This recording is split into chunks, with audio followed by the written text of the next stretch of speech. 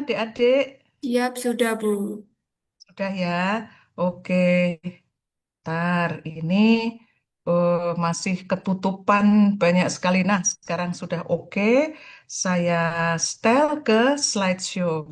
Nah, saya mendapat tugas nih dari Bapak Ketua IAGI ya, Pak Budi Santoso, untuk memaparkan mengapa Indonesia kaya akan energi panas bumi. Tadi Bu Pri agak terlambat, mohon maaf ya, tapi sempat mengikuti paparannya Pak Yudistian. Banyak juga materi-materi yang sudah dipaparkan oleh Pak Yudis. Jadi nanti Bu Pri tidak akan mengulangi lagi jika ada yang sudah dipaparkan oleh Pak Yudis. Tapi tidak terhindarkan masih tampak di dalam slide-slide-nya Bu Pri. Oke ya. Ini di gambar ini di sebelah kanan ya, kalau kalian lihat ya. Itu di situ ada salah satu contoh lapangan panas bumi di Indonesia.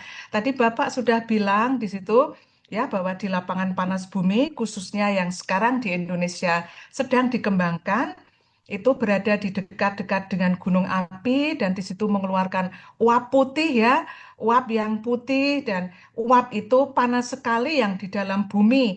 Nah, kemudian yang sudah keluar itu tentunya tidak apa-apa nanti akan bersama-sama dengan udara ya. Tetapi yang panas dari dalam bumi itulah yang tadi Pak Yudistian mengatakan diambil air panasnya atau uapnya nanti dipakai untuk membangkitkan tenaga listrik. Nah, kita nanti di sini akan melihat apa iya cuman yang di dekat gunung api dan apa iya cuman buat pembangkit listrik. Ternyata Pak Yudis tadi sudah bilang banyak juga yang apa manfaat panas bumi yang lain tidak hanya buat membangkitkan listrik. Nah, yuk kita lihat dulu. Ini peta ini dikeluarkan secara resmi oleh pemerintah Indonesia, ya, oleh Kementerian Energi dan Sumber Daya Mineral. Nah, peta ini menunjukkan Kepulauan Nusantara, ya. Anda melihat ada Sumatera, Jawa, Kalimantan, Sulawesi, dan seterusnya. Tapi Bu, kok sekarang bentol-bentol itu memang kenapa? Oh, bentol-bentolnya itu kan ada tandanya tuh ya. Ada yang hijau, ada yang kuning, ada yang merah. Itu adalah apa lokasi-lokasi prospek panas bumi. Yang merah-merah ini umumnya, yang bintiknya merah-merah, umumnya sudah punya pembangkit listrik tenaga panas bumi. Nah, kalau masih kuning, masih hijau, ya, atau bahkan masih ungu, aduh, ini masih perlu banyak sekali penelitian. Nah, Bu Pri bahagia sekali karena dengan banyaknya sumber daya panas bumi yang dimiliki oleh negara kita, ternyata Indonesia punya adik-adik yang sekarang masih cilik-cilik, masih kecil-kecil, tapi sudah menginisiasi seminar panas bumi. Inilah nanti yang akan apa mengembangkan panas bumi Indonesia. Siap ya adik-adik ya? Siap nggak? Siap. Waduh, ya siap. Yuk kita lihat lagi. Ya, ini kenapa ya nge-freeze? Ah, ini. Terus Bu Pri mau cerita. Kalau punya apa potensi panas bumi yang segitu banyaknya, emang pemerintah kita udah ngapain? Wow, sejak sebelum merdeka kan kita dulu pernah ya apa dikolonisasi atau dijajah katakanlah begitu ya oleh Belanda. Nah, Belanda pun dulu itu udah ngintip-ngintip kepingin memanfaatkan panas bumi seperti yang dilakukan oleh Italia. Tapi untung dia belum memanfaatkan ya. Tapi tahun 1918 sampai 1929 itu mereka udah coba-coba, udah berhasil tuh keluar uap panasnya. Untung ya kita kemudian merdeka ya kita bisa mengelola sendiri sumber daya alam kita. Nah, itu ada gambar bendera merah putih tahun 1945. Pemerintah kita bergerak cepat ya dari tahun 69, aduh, tahun 69 itu tahun kapan ya? Mungkin ibu kalian juga belum lahir. Nah, itu pemerintah kita sudah mengembangkan atau mengeksplorasi, mencari semua potensi-potensi panas bumi yang ada di Jawa, Sulawesi, Bali, Sumatera, dan seterusnya, dan seterusnya. Tentu saja karena negara kita baru merdeka ya waktu itu, tentu pemerintah kepingin cepat untuk mendapatkan sumber tenaga listrik selain BBM. Oleh sebab itu, yang dicari pada waktu itu adalah sumber-sumber panas bumi yang temperaturnya tinggi sehingga mudah untuk membangkitkan tenaga listrik dengan teknologi yang ada pada saat itu. Nah, kemudian dunia kan berkembang nih, orang pinter makin banyak, penelitian makin banyak. Ternyata nggak harus yang bertemperatur tinggi aja loh yang bisa dikembangkan untuk pembangkit listrik. Yang temperaturnya sedang-sedang atau rendah pun di negara-negara lain bisa kok dengan teknologi tertentu. Nah, kemudian negara kita bangkit.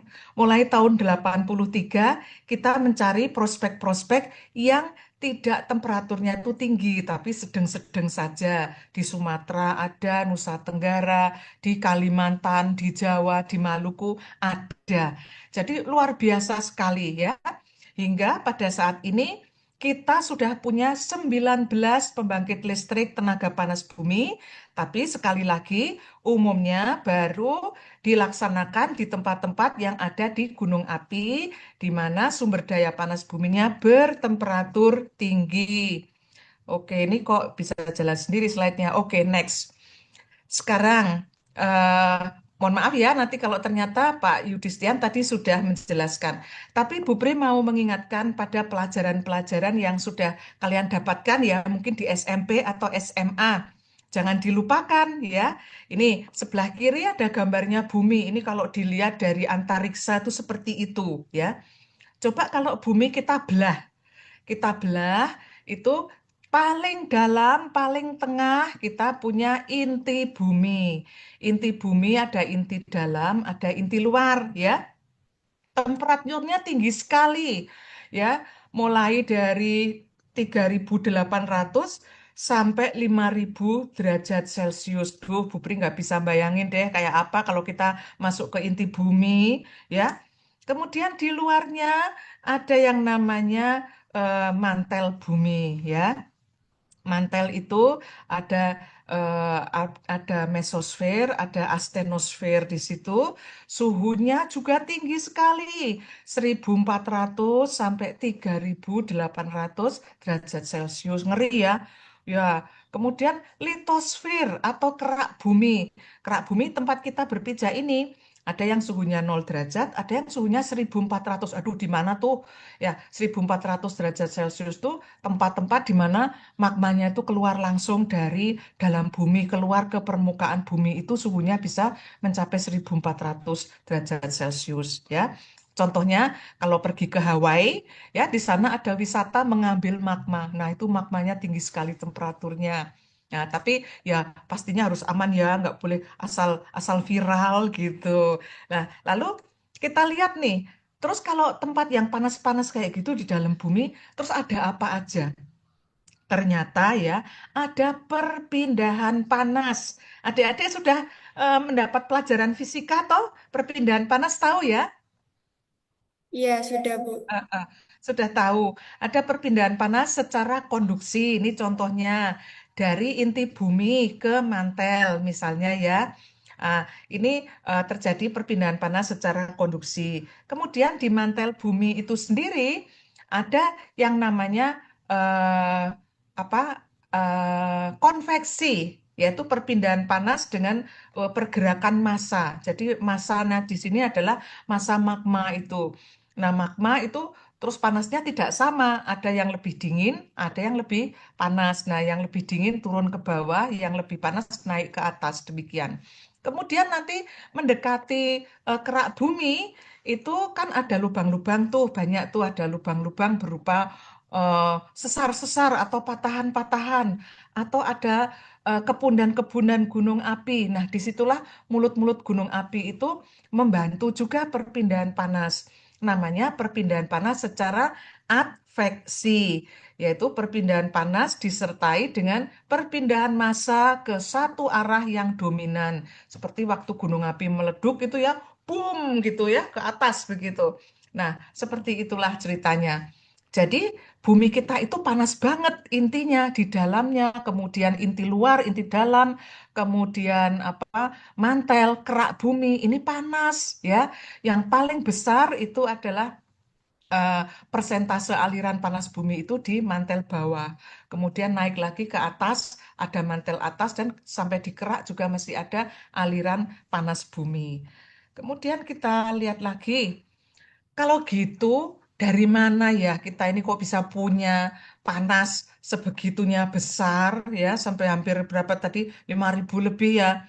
Nah, dulu bumi itu nggak ada ya, waktu diciptakan dulu kemudian itu berupa gas-gas, kemudian apa namanya gas-gas bersatu, kemudian mulai ada padatan dan seterusnya, ada cairan dan seterusnya. Itu tuh kapan tuh? 4,5 miliar tahun yang lalu. Aduh, kalau uang 4,6 miliar gitu masih bisa dihitung ya. Kalau tahun tuh, aduh gimana ya? Ya, itu ahli-ahli geologi, terutama ahli geologi sejarah itu menemukan batuan yang paling tua di bumi, sehingga dari itu diduga bahwa bumi itu terbentuk sekitar 4,5 sampai 4,6 miliar tahun yang lalu. Itu kapan? Dinosaurus belum lahir tuh. Adik-adik kan lihat nih di sini dinosaurusnya. Dinosaurus tuh memang baru kemarin, ya, baru berapa? Mungkin 140-an juta tahun yang lalu ya, nggak belum apa-apa sama sejarah bumi. Kemudian eh, kuda, badak, apa itu harimau dan manusia, aduh baru kemarin. Ini manusia tuh baru di sini. Jadi kita belum lahir, Tuhan sudah memberi kita bekal sumber energi, yaitu energi panas bumi. Nah, kemudian mantel sama kerak bumi itu mengandung unsur-unsur radioaktif juga ya, ada uranium, ada thorium, ada potasium. Nah, ketika mereka meluruh ya, mereka meluruh itu menjadi unsur radioaktif yang lainnya, itu mereka melepaskan panas dan panasnya itu disimpan oleh bumi. Jadi luar biasa sekali ya karunia Tuhan kepada kita. Lalu kalau gitu ya, apakah panas dari dalam bumi itu ngeri? Apa berguna? Ngeri nggak? Ya nggak ada ngeri-ngerinya sih. Misalnya apa? Ngeri kalau pas ada gunung meletus ya. Di situ keluar lava ya, keluar apa namanya? Itu wedus gembel dan sebagainya. Tetapi seperti Pak Yudhistian tadi sampaikan, bencana alamnya ada, tetapi mitigasinya ada. Nah, kita tidak akan membangunkan gunung api atau tidak akan mengungkit-ungkit gunung api yang lagi meletus seperti itu. Kita nanti memanfaatkan panas dari sekitar gunung api yang sudah tidak bersifat eksplosif. Tapi sekali lagi, Pak Yudis tadi juga bilang ya, banyak orang-orang itu mendapatkan informasi bahwa, aduh, panas bumi serem. Nah, padahal ya, kalau nggak ada panas bumi, kita itu nggak punya yang namanya magnet bumi loh. Ya, magnet bumi itu terbentuk karena di mantel tadi ada konveksi ya. Konveksi itu seperti dinamo gitu loh, bergerak, berputar begini itu menimbulkan medan magnet.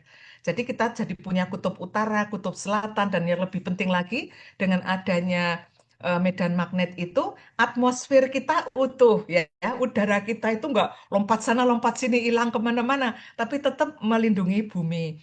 Nah, kemudian apa pergerakan panas tadi di dalam bumi itu menggerakkan lempeng-lempeng kerak bumi atau yang disebut sebagai lempeng-lempeng tektonik. Kemudian memunculkan gunung api juga. Kalau gunung api dianggap ngeri ya, kita jangan tinggal di dekat kepudan gunung api ya. Tapi kalau kita tinggal di lereng-lerengnya, di kaki-kakinya, dan mematuhi apa himbauan untuk tidak beraktivitas ketika gunungnya aktif, ya tentu kita bisa mendapatkan manfaat antara lain satu dengan bisa memperoleh batu-batu, ya toh bisa untuk membangun rumah, membangun gedung, kita bisa memperoleh abu vulkanik yang menyuburkan tanah, ya, dan lain sebagainya. Nah, yang penting lagi ada sumber energi yang berkelanjutan ya. Tadi sudah dipaparkan dengan sangat jelas oleh Pak Yudhistian yaitu namanya energi panas bumi. Jadi kalau adik-adik melihat gambar yang di sebelah kiri ini ya, panas internal bumi sekali lagi menggerakkan lempeng tektonik, membentuk batu-batuan. Nah, karena lempeng-lempengnya bergerak ya, kita punya lempeng benua, lempeng samudra yang bergerak ya. Kemudian disitulah makhluk-makhluk hidup itu terdistribusi. Ya seperti kalau adik-adik pernah cerita Itu ya ada kenapa ya di pulau ini ada harimau, pulau itu enggak ada harimaunya. Nah, itu antara lain adalah peristiwa-peristiwa tektonik yang tidak memungkinkan harimau misalnya bergerak dari satu tempat ke tempat yang lain. Nah, itu sekarang kita lihat berikutnya. Nah, ini loh yang namanya lempeng-lempeng. Jangan bingung ya adik-adik. Ini peta kok ruwet amat? Enggak. Coba kita lihat siapa yang masih kenal Indonesia. Kelihatan nggak Indonesia warnanya apa di situ? Yang ada merah itu Ada di atas merah-merahnya ya. itu Australia dan Di Filipina. atasnya Australia dan dekatnya Filipina, terus Kalimantannya kelihatan abu-abu. Jadi ini nggak bingung ya, ini masih kelihatan apa benua-benua, pulau-pulaunya masih kelihatan yang putih itu Ibu anggap itu adalah samudra ya. Terus kemudian kok banyak apa kayak jahitan-jahitan kayak gitu. Oh iya, ini tumbukan lempeng. Ini tadi Pak Yudi sudah bilang ya, ada lempeng Eurasia, Eropa dan Asia. Kemudian ada lempeng Indo-Australia, ini saling bertabrakan di sini. Nah, kemudian apa ini yang warna merah-merah? Warna merah-merah itu adalah menunjukkan tempat dengan anomali panas bumi atau anomali gradien panas bumi. Artinya di tempat-tempat tersebut semakin kita menembus bumi semakin dalam, itu panasnya semakin besar. Nah, yang lain-lain panasnya makin besar nggak? Iya, makin besar. Tapi yang paling tinggi atau paling cepat peningkatannya itu di daerah-daerah yang ada merah-merahnya ini. Begitu ya, adik-adik. Nah, sekarang kita lihat nih, gimana sih kok bisa panasnya muncul ke permukaan? Nah, ini nanti kalau kalian punya duit ya, pergilah yang jauh ke Hawaii misalnya. Ini di sini ada gunung api di tengah-tengah laut ini. Nah, ini namanya hotspot. Nah, ini keluarlah gunung-gunung api yang menyendiri begitu ya di tengah-tengah lautan. Ada pula nanti mudah-mudahan ada yang bisa kuliah sampai Iceland misalnya ya. Di sana itu sebetulnya itu adalah kerak samudra tapi yang mekar dan akhirnya timbul menjadi suatu pulau begitu ya, jadi negara. Nah, ini Iceland juga kaya akan sumber panas bumi. Nah, yang ini nih yang cakep banget nih, yang warna-warni ini negara kita, loh, ya kan? Nah, ini lempeng samudranya apa nyungsep gitu ya di bawah kerak benua Eurasia. Lalu kita punya jajaran gunung api banyak banget. Nah, kita jadi kaya akan panas bumi. Nah, kalau kita pergi ke Afrika, siapa tahu ya mau safari ngelihat singa gitu, udah lihat singa yang di sini, pingin lihat singa sama jerapah yang di Afrika. Oh, jangan lupa di tempat itu ada pemekaran kerak benua. Jadi di Kenya, Ethiopia, mereka juga punya sumber daya panas bumi. Lalu gimana dong dengan negara-negara yang nggak ada gunung apinya? Misalnya kayak China, kayak Eropa yang tidak punya gunung api aktif, oh mereka tetap punya energi panas bumi. Kenapa? Karena di bawah kerak benua mereka itu kan ada mantel. Mantel kan panas. Nah, panas ini memanasi batuan-batuan yang ada di atasnya. Jadi mereka tetap punya sumber daya panas bumi, tapi enggak segede negara kita. Nah, kemudian eh, gimana kalau gunung apinya itu cuma tinggi doang tapi enggak meletus? Apa ya itu ada di India ya. India itu tumbukan antara lempeng benua Eurasia sama lempeng India di zaman yang sudah lampau begitu. Nah, di situ ada juga aktivitas magmatik ya, dan di sini ada juga panas bumi di India. Sekali lagi tidak sebesar negara kita.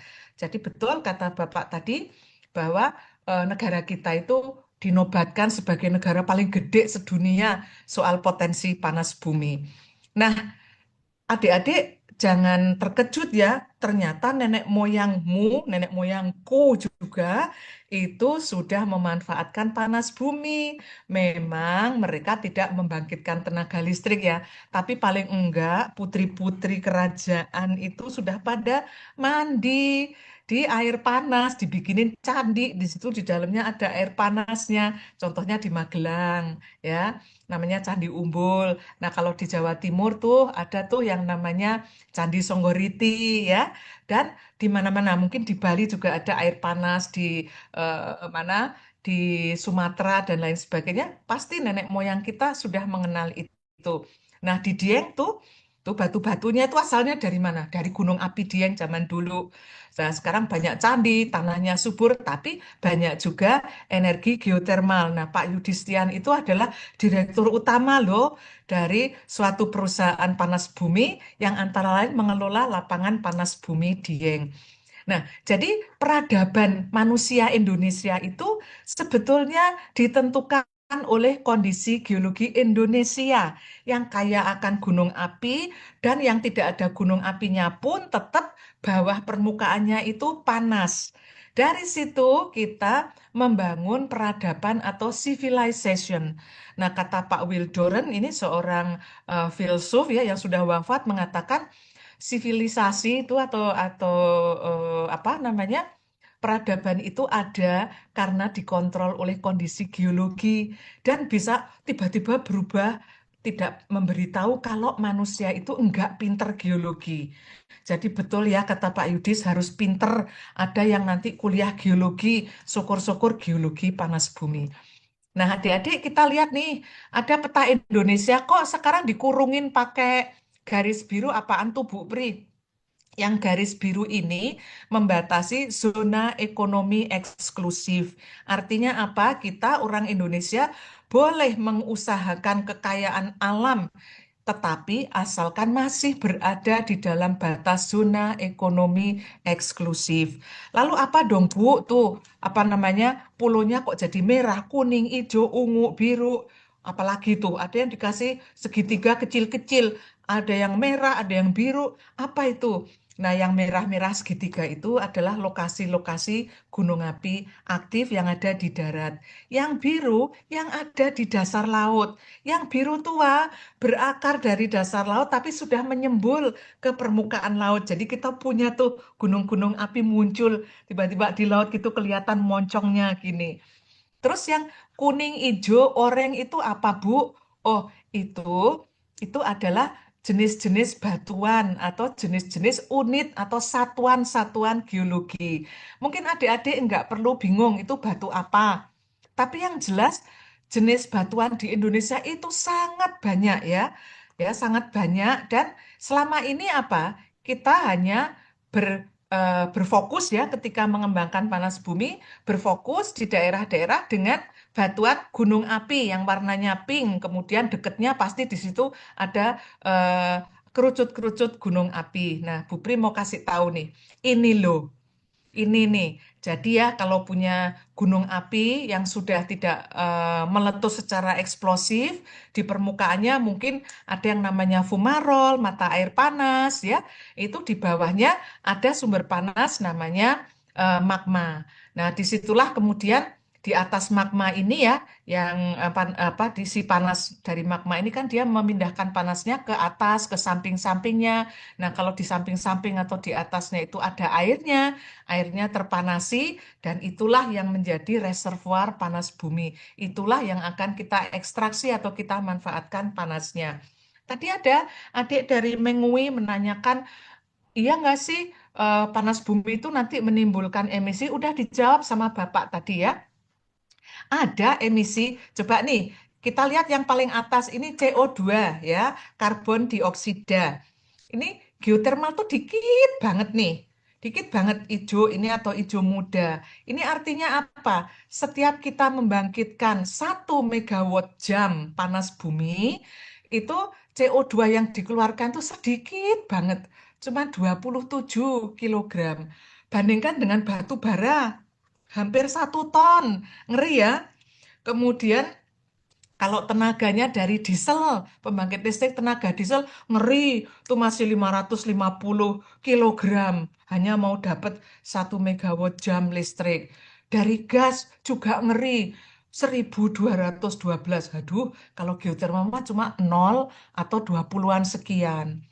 Kemudian SO2 ya, yang bau-bau sulfur itu. Dari batu bara, dari PLT batu bara, pembangkit listrik tenaga batu bara, besar banget. Sementara di panas bumi cuma 0,16 atau 0,1 atau bahkan 0. Kemudian gas rumah kaca yang lainnya, nitrogen oksida misalnya geotermal enggak ada.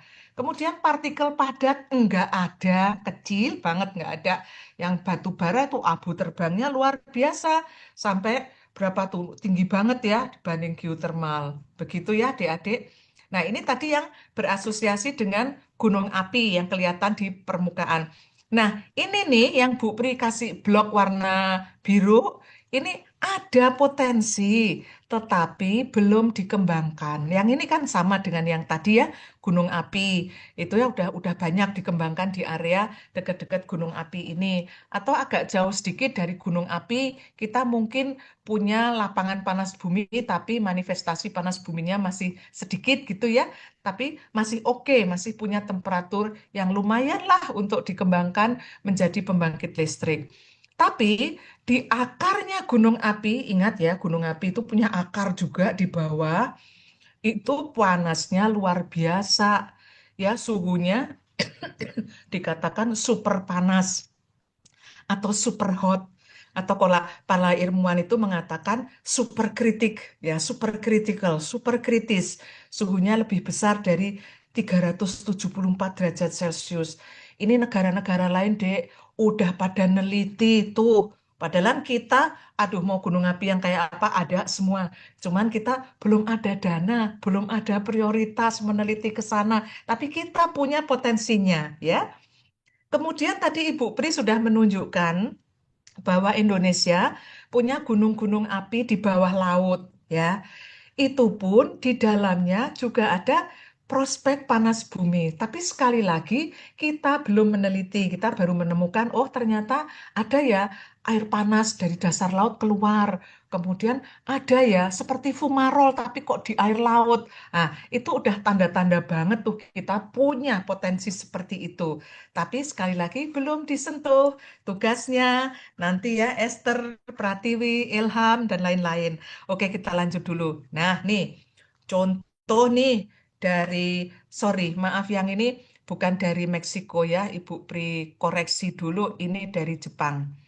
Yang ini, nah nih dari Jepang, ini apa mereka sudah mencoba tuh ngebor ya bukan hanya sampai 1,5 atau 2 kilometer, aduh udah sampai lebih dari 3 kilometer. Dan apa mereka mendapatkan batu yang panas sekali ya. Nah itu adalah kalau nanti ada teknologi buat mengambil panasnya, luar biasa.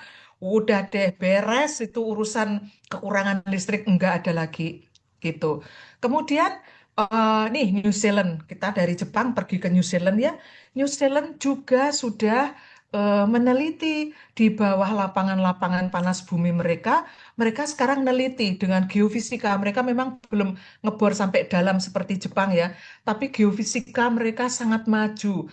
Penelitian geokimia di dalam laboratorium itu juga sudah maju, sehingga mereka bisa menduga, oh iya ya, di bawah lapangan panas bumi kita ntar kalau kita ada duit ya kita bor gitu kita mendapatkan panas yang luar biasa begitu. Kemudian nah ini yang contoh dari Meksiko. Dari Meksiko, Meksiko itu punya pembangkit listrik tenaga panas bumi loh sama dengan kita. Tapi mereka ngerasa ih di bawah laut kita kayaknya ada deh. Akhirnya mereka meneliti dan memetakan ternyata ada. Tuh, ya. Kemudian New Zealand. New Zealand selain mencari di bawah gunung api, mereka mencari di bawah laut juga. Nah, ini ya, ini area panas buminya New Zealand. Ternyata sampai samudra sana ya, Samudra Pasifik itu ada Kepulauan Tonga, Kermadec itu ternyata di situ ada apa gunung-gunung api bawah laut, ada potensi panas buminya. Yuk, kita nggak boleh kalah ya. Nanti mudah-mudahan zamannya kalian tempat-tempat itu juga sudah diteliti atau kalian yang meneliti. Lalu ini ada cerita nih. Belum lama ini Ibu Pri main ke Bangka Belitung ya, tidak untuk berwisata tapi untuk membuktikan benar enggak sih kalau di tempat-tempat yang enggak ada gunung api meletusnya tapi batuan bekunya itu besar-besar itu di situ bisa ada air panas. Ih, ternyata iya. Tuh, batuan yang gede-gede itu namanya Pluton. Kebetulan di sini batuannya granit. ya. Granit itu kaya sekali dengan unsur-unsur radioaktif. Tadi di depan udah dijelaskan ya, unsur radioaktif bisa menimbulkan panas. Nah, betul ternyata di situ banyak sekali mata air panas, antara lain di daerah Keretak ini. Kemudian juga ada tuh tempat-tempat keluaran air panas di sekitar pantai Turun Aban. Ini juga belum kita eksplorasi dengan eh, komplit begitu ya. Ada beberapa penelitian di sana memang, tapi belum sempat sampai membuktikan seberapa besar nanti yang bisa di eh, manfaatkan panasnya. Karena sekarang kita masih terpaku pada teknologi yang sekarang ini ya. Nanti kalau ada teknologi di masa depan pasti ini bisa dimanfaatkan. Nah, kemudian Kalimantan. Oh, Kalimantan, kenapa kamu tidak merah ya? Tadi pulau-pulau yang lain di Indonesia sampai negara tetangga juga ada merah-merahnya. Kalimantan enggak. Nah, ternyata gradien geotermalnya di Kalimantan itu kan memang lebih rendah ya dibanding di tempat lain. Kalau di Sumatera sama di Jawa ini masih banyak belentong-belentong merahnya. Di Sumatera ada, di Kalimantan enggak. Tapi ternyata masih panas juga, adik-adik. Nih, banyak orang-orang yang bekerja di industri minyak itu menemukan ya bahwa seperti lapangan Barito, Kutai, Tarakan, ya dan lain sebagainya itu suhunya itu tinggi banget di bawah permukaan.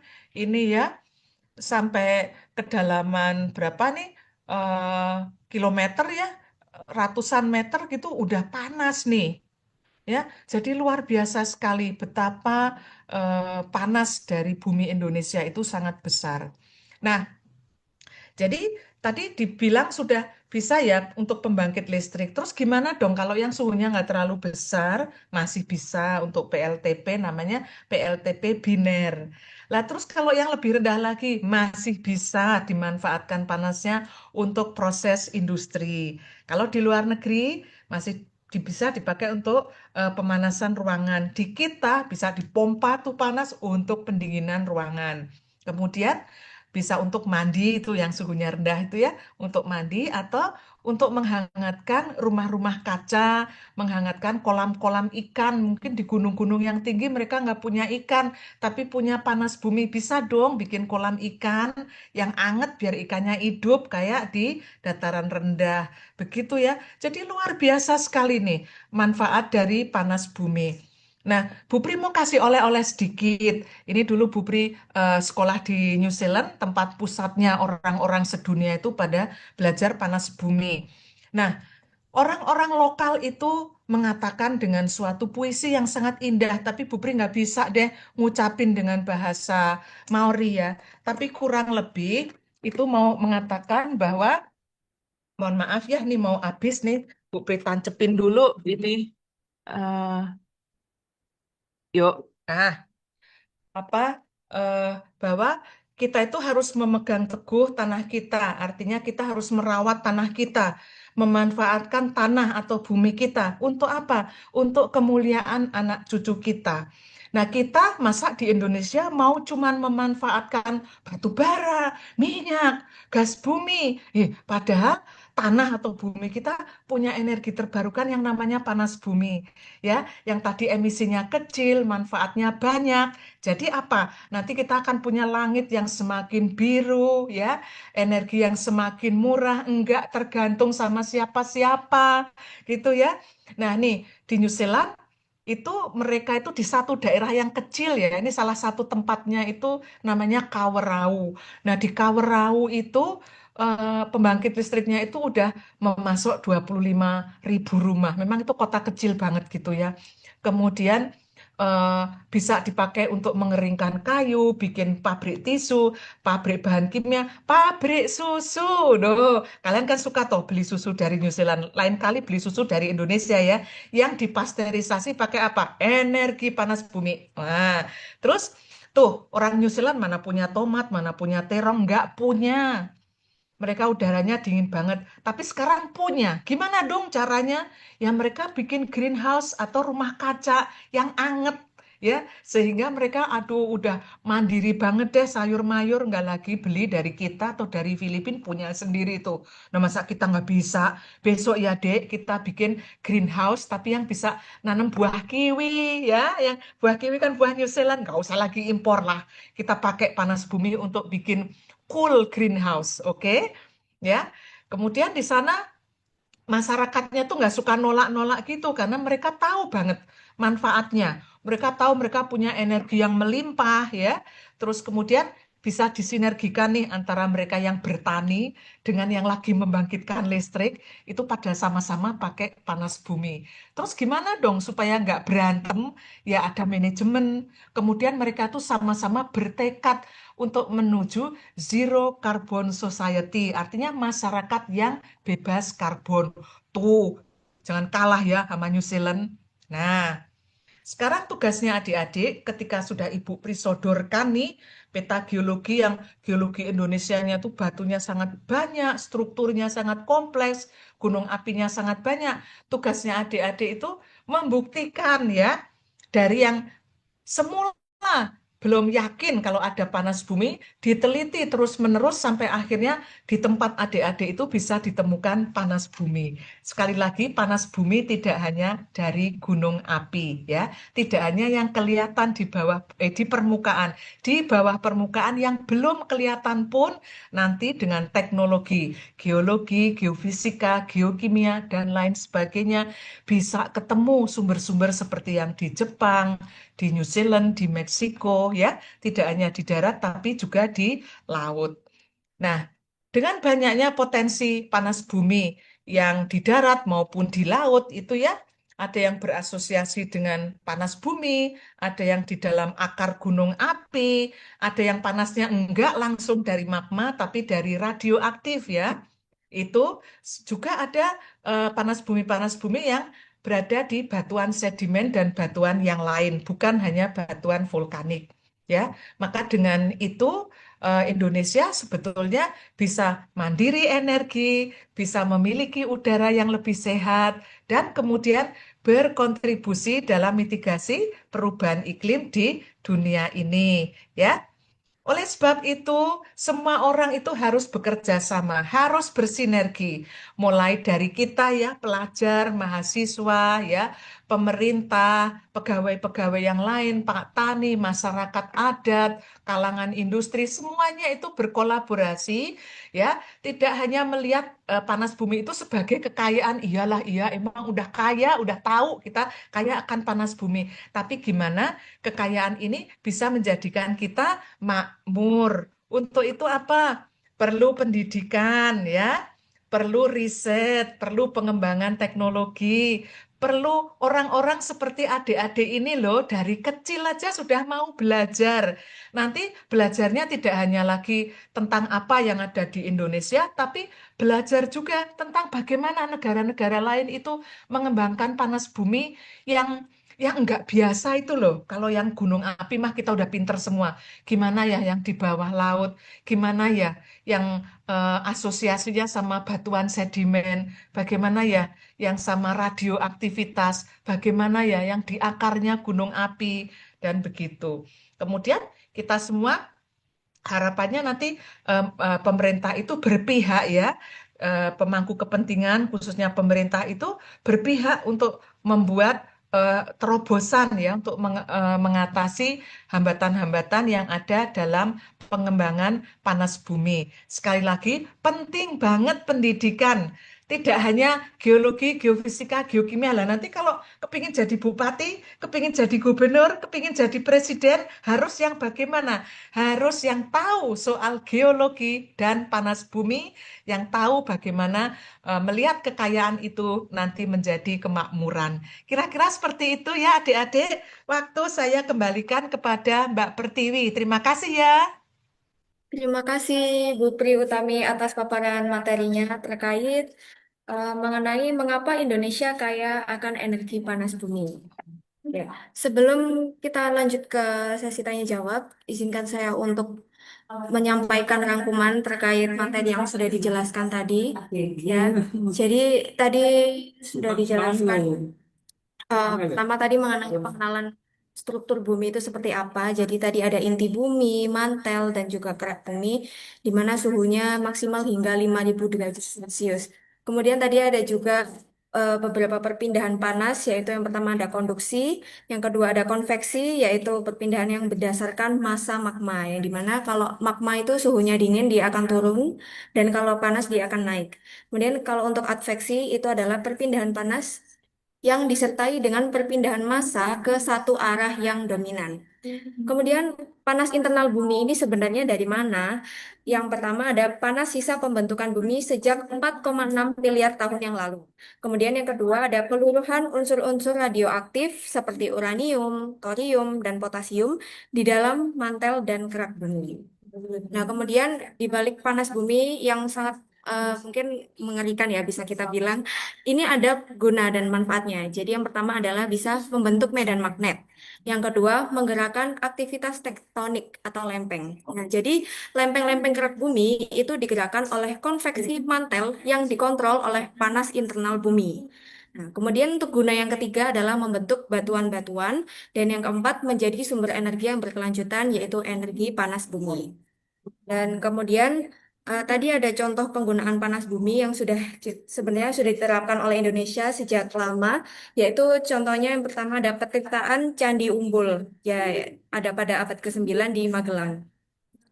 Kemudian tadi ada terkait emisi. Emisi geotermal ini sangat minimum menghasilkan yang namanya karbon dioksida, sulfur, nitrogen dioksida, dan partikel padat dibandingkan dengan yang lain seperti batu bara.